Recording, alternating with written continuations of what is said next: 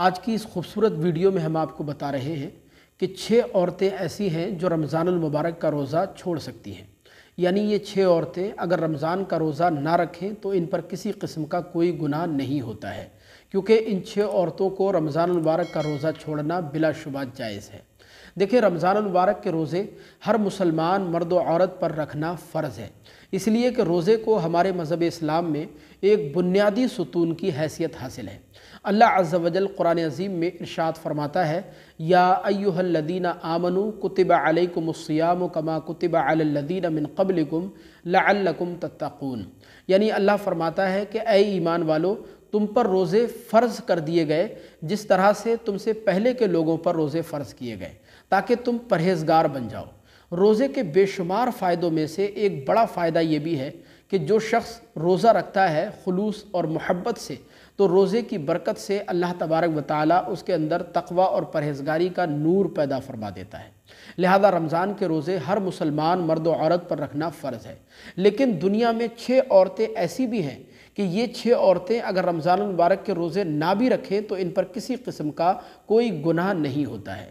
اب وہ 6 عورتیں کون سی ہیں تو ویڈیو کو دھیان سے دیکھیے گا، اس کلپ کو آگے ضرور شیئر کیجیے گا تاکہ دوسرے بہنوں کو بھی یہ مسئلہ اچھی طرح معلوم ہو سکے، اور اگر کوئی سوال آپ پوچھنا چاہتے ہیں تو کمنٹ باکس میں ہمیں ضرور بتائیے گا۔ تو آئیے بلا تاخیر ویڈیو کو شروع کرتے ہیں۔ دیکھیں، پہلی وہ عورت جو حاملہ ہو، یعنی حمل والی عورت، پریگننٹ عورت حمل کی حالت میں روزہ چھوڑ سکتی ہے۔ حمل والی عورت حمل کی حالت میں اسی وقت روزہ چھوڑ سکتی ہے جبکہ روزہ رکھنے کی صورت میں اس کے حمل کے ضائع ہونے کا خطرہ ہو، یا اس کو اپنی جان کے تعلق سے کسی قسم کے کوئی نقصان پہنچنے کا اندیشہ ہو۔ کسی ماہر طبیب نے، ڈاکٹر نے اس کو یہ مشورہ دیا ہو، بتا دیا ہو کہ اگر حمل کی حالت میں اس نے روزہ رکھا تو اس کے اندر پانی کی کمی ہو سکتی ہے، یا دیگر مسائل پیدا ہو سکتے ہیں جس کی وجہ سے حمل ضائع ہو سکتا ہے، یا اس کی جان کو کسی شدید قسم کے نقصان پہنچنے کا اندیشہ ہو سکتا ہے، تو حمل کی حالت میں حمل والی عورت روزہ چھوڑ سکتی ہے۔ اور دوسری وہ عورت جو بچے کو دودھ پلانے والی ہو، اور یہ بچہ صرف اپنی ماں کا ہی دودھ پیتا ہو، باقی دوسری کوئی چیز نہ کھاتا پیتا ہو، لہذا یہ عورت اگر روزہ رکھے گی تو اس کے اندر کمزوری پیدا ہو جائے گی، دودھ خشک ہونے کا اندیشہ ہے، دودھ سوکھ جائے گا جس کی وجہ سے بچہ بھوکا رہے گا، بچے کی صحت کو نقصان ہو سکتا ہے۔ تو دودھ پلانے والی عورت بھی دودھ پلانے کی مدت میں روزے کو چھوڑ سکتی ہے، اس کے لیے روزہ چھوڑنا بلا شبہ جائز ہے، اس پر کسی قسم کا کوئی گناہ نہیں ہوگا۔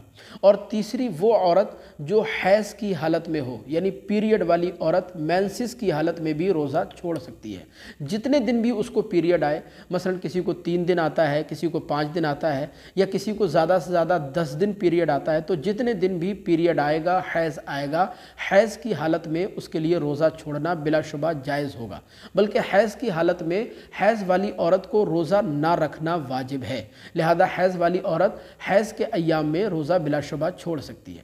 اور چوتھی وہ عورت جو نفاس کی حالت میں ہو۔ نفاس وہ خون ہوتا ہے جو بچے کی پیدائش کے بعد عورت کو آتا ہے۔ نفاس کی زیادہ سے زیادہ مدت 40 دن ہوتی ہے، اور کم مدت کی اس کی کوئی مقدار متعین نہیں ہے۔ یہ اپنی عورت کی عادت کے مطابق بھی آ سکتا ہے۔ مثلا کسی عورت کو 15 دن آنے کی عادت ہے، 15 دن آتا ہے، 15 دن آنے کے بعد مکمل طور پر بند ہو جاتا ہے۔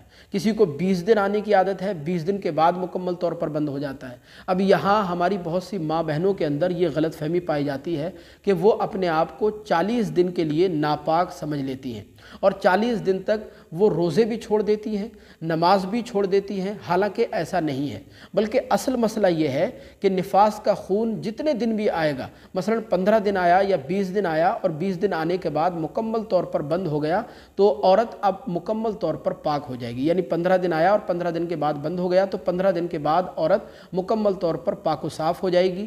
اب اس کے لیے ضروری ہے کہ وہ غسل کر کے پاکیزگی حاصل کر کے نماز روزہ شروع کر سکتی ہے۔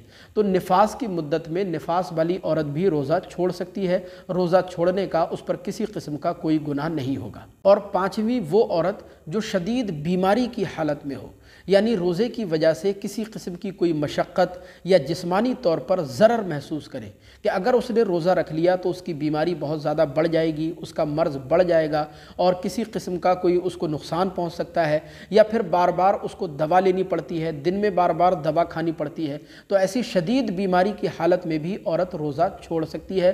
रोज़ा छोड़ने का उस पर किसी किस्म का कोई गुनाह नहीं होगा। और छठी वो औरत जो मुसाफिरा हो, यानी सफ़र की हालत में हो, ट्रैवल कर रही हो, तो जब तक वो ट्रैवल की हालत में रहेगी उसके लिए रोज़ा छोड़ना बिलाशुबा जायज़ होगा। हाँ, अगर वो सफ़र की हालत में रोज़ा रख ले तो इंशाअल्लाह उसको सवाब ज़रूर मिलेगा, लेकिन अगर रोज़ा नहीं भी रखेगी तो उस पर किसी किस्म का कोई गुनाह नहीं होगा। अलबत्ता ये बात इसमें अच्छी तरह ज़हन नशीन कर लें कि जब वो मजबूरी के अय्याम गुज़र जाएंगे तो उन तमाम रोज़ों की जो मजबूरी की हालत में औरत ने छोड़े थे, उन तमाम रोज़ों की औरत पर क़ज़ा करना लाजिम होगी।